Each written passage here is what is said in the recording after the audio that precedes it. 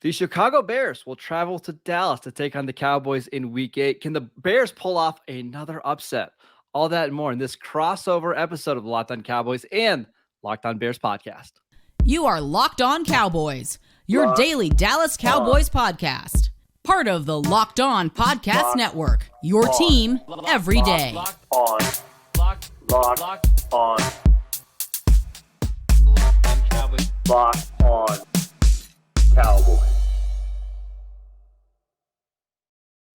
Crossover Thursday is presented by our friends at Prize Picks. Prize Picks is so much fun. It's easy to play, no competing against other players. It's just you versus the projections available.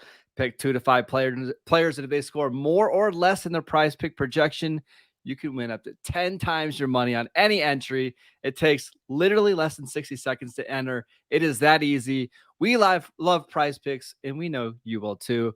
First-time users can receive a 100% instant deposit match up to $100 with promo code Locked On. That is prizepicks.com, promo code Locked On. I am Marcus Mosher from Locked On Cowboys. Joining me today is Lorin from Locked On Bears, coming off a huge Week 7 win against the Patriots. Lorin, how you doing today, sir? Hey, I'm doing well. It's amazing what a big win on primetime can do for your season. The fan base was on the edge after their loss to the Commanders, and all of a sudden, life is good again in Chicago.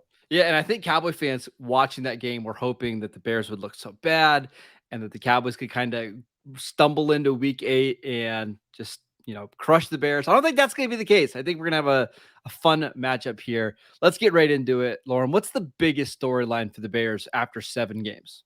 Yeah, I think big picture right now, it's can they continue how consistent the offense looked against the New England Patriots. And underneath that umbrella is a lot of the bigger season storylines about Justin Fields' development, the offensive line in front of him, the wide receivers, and then, of course, the running game being a big factor in all of that. But, how much of this was just a really good game plan for the Patriots specifically, and how much of this is going to be sustainable, week in and week out? The Bears had an extended break between their Week 6 game and their Week 7 game, and they went from a Thursday night game to a Monday night game. So it was kind of talked around the team as a mini bye week. They had more time to sort of slow down, reevaluate things, and put together a much longer sort of game plan preparation for the Patriots. And so now on a slightly shorter week, getting ready for the Cowboys. It's not drastically shorter, but you lose a day. Shorter. Can they work that same magic again, or is this team going to fade back to the anemic offense that we saw for a lot of this season? It definitely seemed like there were some parts of the game plan against New England that were New England specific. A lot of man coverage from the Patriots, and the Bears ran a lot of like rub routes and stuff that probably not going to see the same approach against the Cowboys. But the unveiling of the new Justin Fields-led running game looks to be a more permanent fixture, and I imagine they're going to find new ways to add wrinkles to that against the Cowboys this week. Yeah, more designed runs by Justin Fields. I think I saw the stat at PFF. I think 11 design runs. I mean, the formula is there, Lorin. Like, if they can run the ball this well, they can keep Justin Fields from making, the one big mistake in the passing game. I mean, I think they can hang with some really good teams in the NFL. And we saw that last week.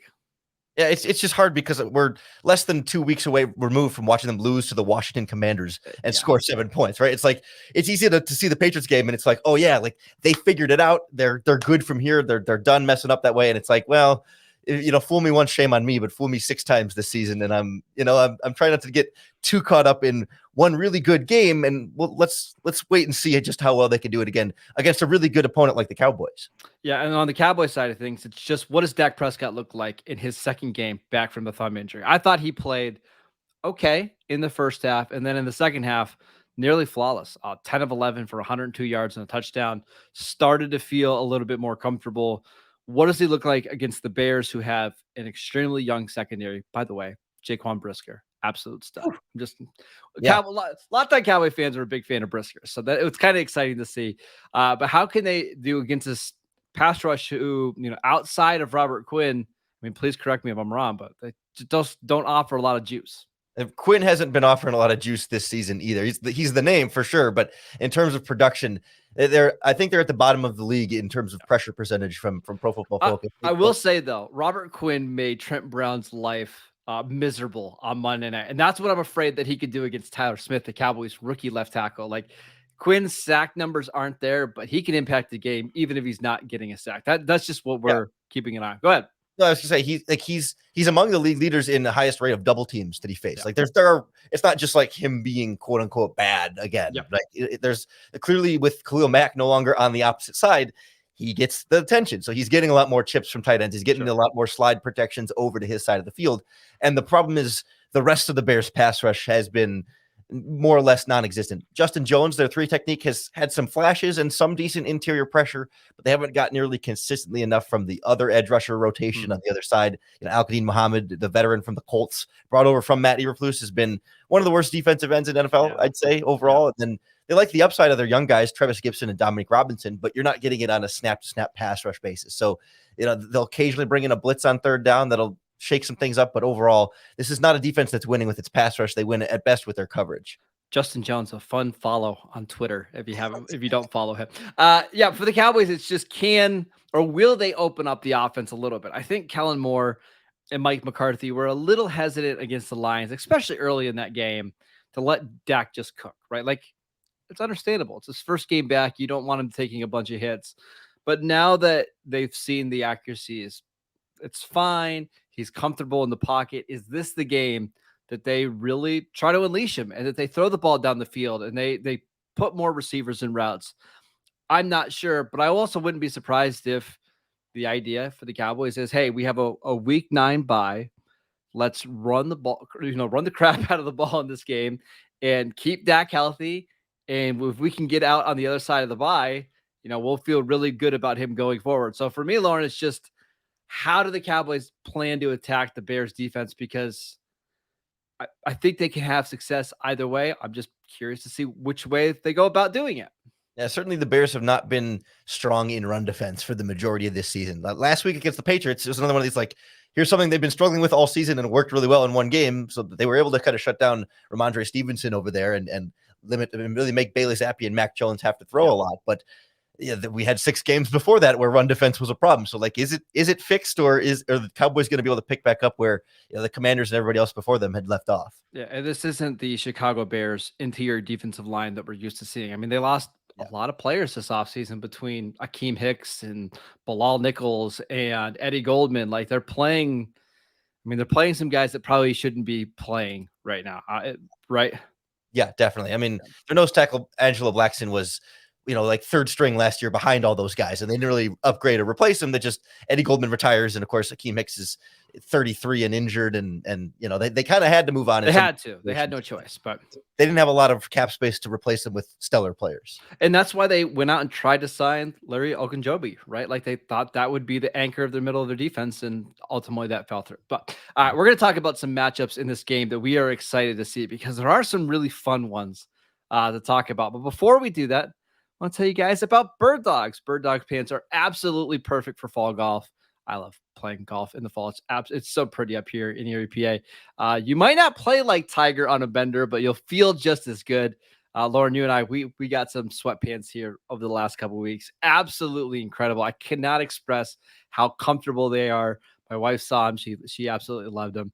Go to birddogs.com and enter promo code Locked On, and they'll throw in a free Bird Dogs rope hat.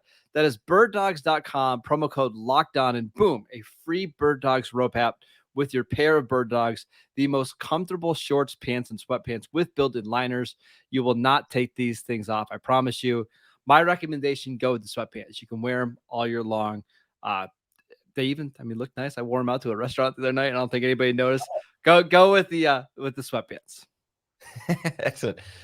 Well, whether you're looking to pop the question or have a milestone to celebrate, or just want to let your love sparkle, our friends at Blue Nile can help you make your celebrations even more memorable. Blue Nile is the original online jeweler. They offer the largest selection of independently graded diamonds and pieces priced significantly below traditional retailers.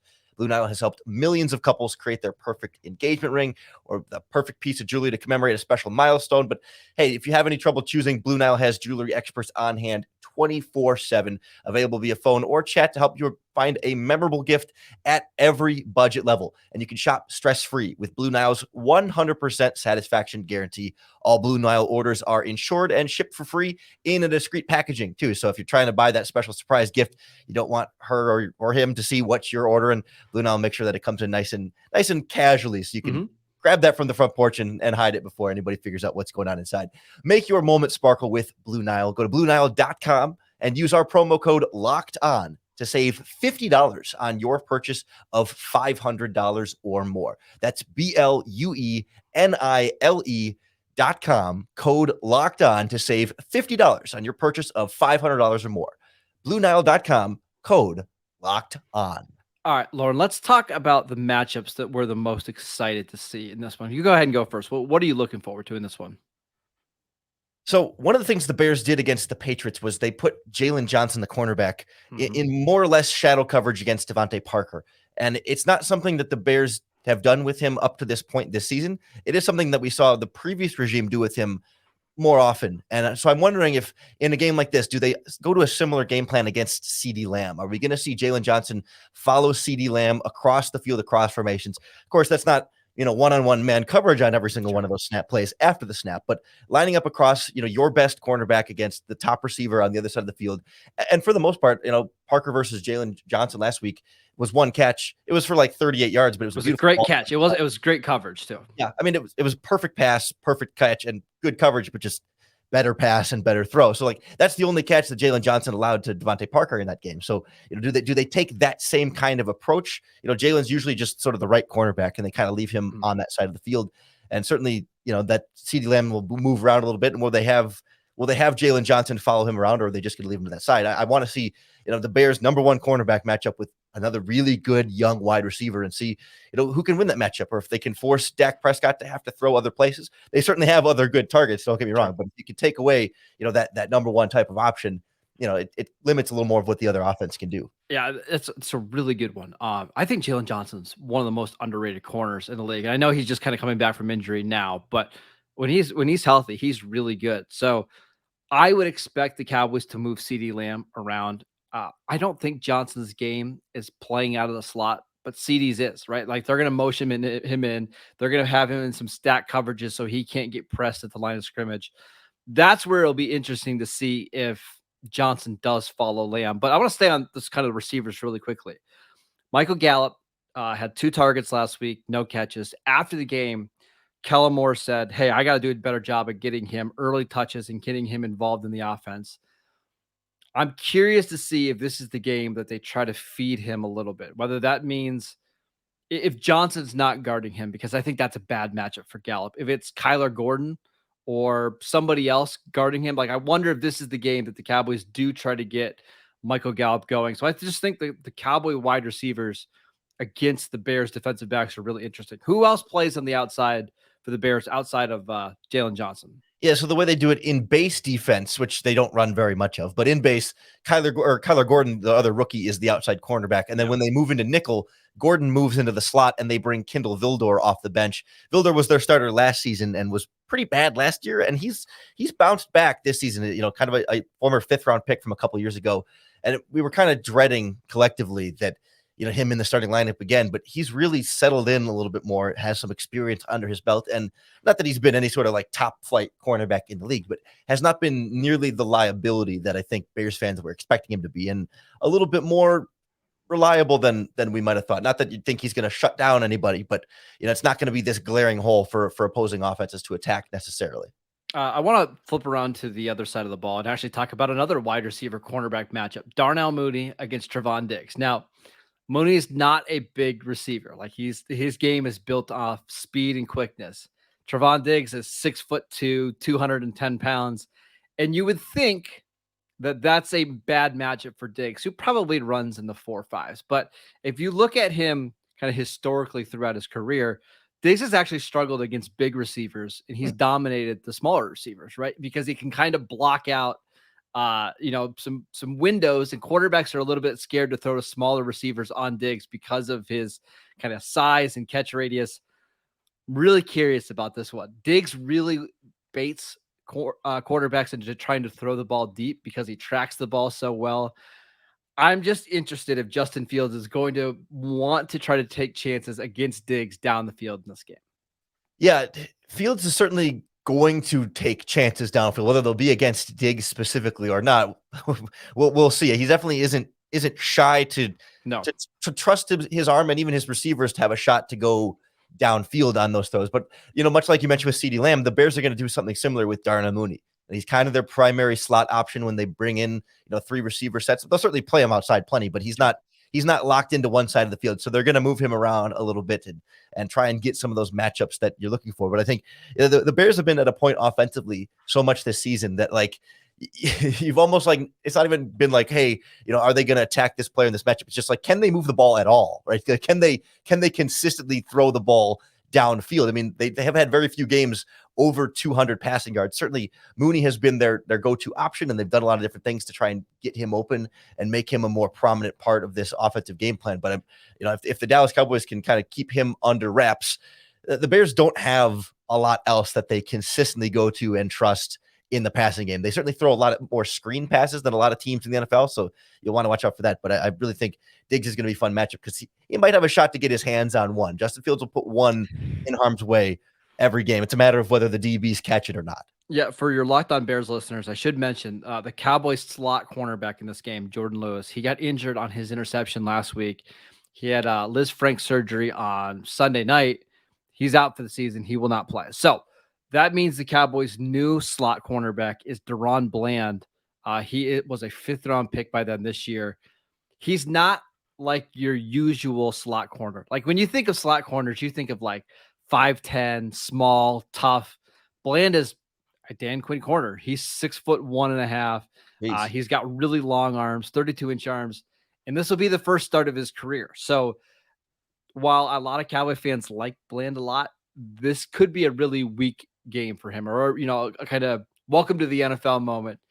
If I were Luke Getsy and the Bears, this is the matchup that I would try to target, right? Try to get Mooney on Deron Bland and see if you can create some big plays in the passing game. Just something to keep your eye on. Yeah, I think if I'm the Dallas Cowboys, one of the matchups I'm looking to take advantage of is DeMarcus Lawrence versus the Bears right tackle Larry Borom. I mean, certainly everyone's going to circle the Bears left tackle Braxton Jones as a fellow rookie 5th-round pick, and neither tackle has been like stellar. But last week against the Patriots, it was really that right tackle spot where Matthew Judon was getting a lot of the pressure on Justin Fields, and I think DeMarcus Lawrence is even a good step above that. And so the Bears didn't do a ton to give him help on that right side, but I think there's going to be some added pressure in that regard, because it seems like Fields for the most part is able to get around pressure sometimes when it comes like around the outside of the edge, but so much of that edge pressure was coming like beating him to the inside, and when that pressure starts coming right in Fields' face, it's a more challenging pocket maneuvering for Fields, and pocket presence has been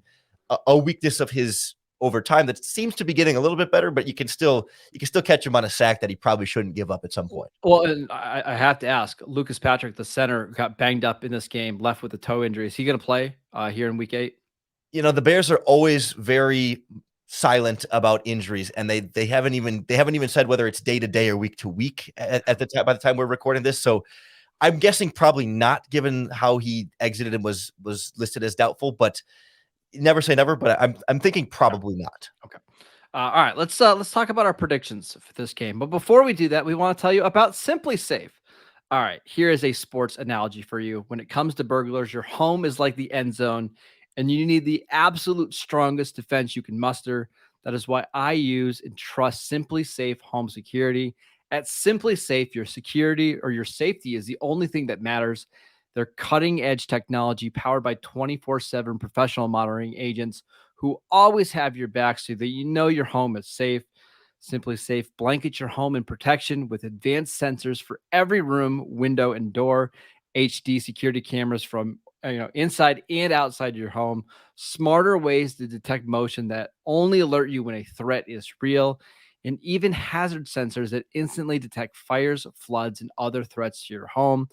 Our monitoring experts use advanced response technology to visually confirm when a break-in is real, so you can get the highest priority police dispatch. Customize the perfect system for your home in just a few minutes at simplysafe.com/lockedonnfl. Save 20% on your Simply Safe security system when you sign up for an interactive monitoring plan and get your first month free. Visit simplysafe.com/lockedonnfl to learn more. There is no safe like Simply Safe. All right, Lorin, it's favorite part of the week. Prediction time. How do you see this game going here in week 8? I was surprised to look and see from our friends at Bet Online that the Cowboys are 9-point favorites in this game. I'm not surprised the Cowboys were favorites, but that's about how much the Patriots were favored last week in that Bears matchup where everyone was wrong. I'm certainly not expecting the Bears to play and on both sides of the ball that well and have anything close to that kind of a score in a game like this. And honestly, like I've been a big believer in the Dallas Cowboys this season. I've always been a big Dak Prescott guy. I think especially as he's got more time to heal up and get a little bit closer to game shape and back out there. I think this is going to be a Dallas Cowboys win. I think best after last week, the Bears will be able to keep it close, and I think the Cowboys will sweat this one out more than Cowboys fans might think when you look at the totality of the Bears season. Like I would definitely think I'd take the Bears +9 on that spread. 100% but I'm leaning a Cowboys victory. I think it'll be a little on the lower scoring side. Maybe like 20-17 Cowboys, 21-17, 24-20 in that type of range where both teams find the end zone a few times and the Bears are right there in the late moments of the game. But Dallas is just a little bit better, a little bit more fine-tuned at this point. And the Bears build on some of their success last week against the Patriots, but not enough to just like cruise as some dominant team all of a sudden. I think this game is going to be very similar to what we saw last week for the Cowboys against the Lions, where if you look at the final score, you think the game was a blowout. But if you watch the game, it was much closer than that. I think the score was 10-3 at halftime or something like that, 10-6 at halftime. I think this is going to be a tough game for the Cowboys and probably an ugly game. Like, Lauren, I won't be shocked at all if we're going into the fourth quarter and this game is 13-9 and Dallas is down. Like Yeah. the Bears match up on offense well with Dallas. Like the Cowboys are by far the best team in the league on like 3rd and 6 and 3rd and 7. So if the Bears get into obvious passing situations, Dallas should do well. But if the Bears just run the ball and they get to 3rd and 1, or they just avoid third downs altogether because they're really running the ball, I could see this being a really, really tough game for the Cowboys. So I will pick the Cowboys to win, but I think we're going to have a 17-16 type of game where maybe the Cowboys are up by a point with 4 minutes left and they've got to grind out the clock. I don't see a blowout here. I just don't. The Cowboys passing offense isn't to the point yet where they can blow out teams. So they're going to let teams like the Lions or like the Lions and the Bears hang around for a while. Yeah, the Bears have been all season long one of the best second half teams in football. They're giving up an average of like 5 points per game in the second half. They've only allowed 2 touchdowns in these 7 games. Like they've been remarkably resilient at like even when stuff hits the fan in the first half, that they come out of halftime with really effective halftime adjustments. Their defense dials in, their offense starts scoring a bit more, and they've been right in the mix late in so many of these games. So I agree that I don't see the Bears pulling off another big upset. I also don't think Dallas will be in a position to just blow them out and sit the fourth quarter with Cooper Rush back in the game by choice as opposed to by necessity. All right, that is it for today's show. We want to thank everybody for tuning in to Locked On Cowboys and Locked On Bears and making us your first listen. For your next listen, check out the Locked On Sports Today podcast, the biggest stories of the day, plus instant reaction, big game recaps, and the take of the day. We always like to see our guy Peter over there just on Sunday nights, just being upset about the Packers. So that's a lot of fun. That's something that you and I can both agree on, right? Seeing Packer fans go through the season is like an absolute treat. That's been like one of the best parts of this crazy 2022 season is everything happening in Green Bay. We're soaking it up. Oh, it's absolutely amazing. It's available on the Odyssey app, YouTube, or wherever you get your podcasts. Please go check out the Locked On Bears podcast. Follow Lorin on Twitter. He's a fantastic follow. Check out the Locked On Cowboys podcast on YouTube, all the places that you would download podcasts. Lorin, enjoy week 8. Can't wait to talk to you again. Hey, it should be fun. Best of luck.